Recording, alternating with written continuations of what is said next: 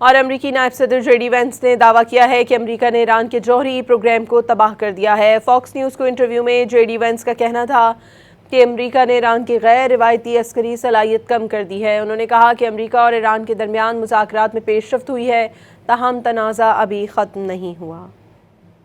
We've destroyed their nuclear program. We've destroyed their conventional military. We've radically reduced their, what you might call their asymmetric military abilities. And right now we're trying to see if they're willing to make the kind of long-term changes that would be necessary to have a better relationship with the United States. And if not, that's fine too. We're just going to keep on applying the pressure that we can apply and getting as much oil and gas out of the Middle East so that Americans can enjoy lower gas and energy.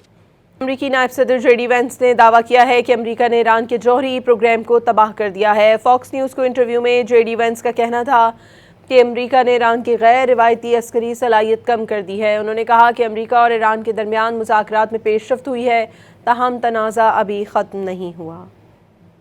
We've destroyed their nuclear program. We've destroyed their conventional military. We've radically reduced their, what you might call their asymmetric military abilities.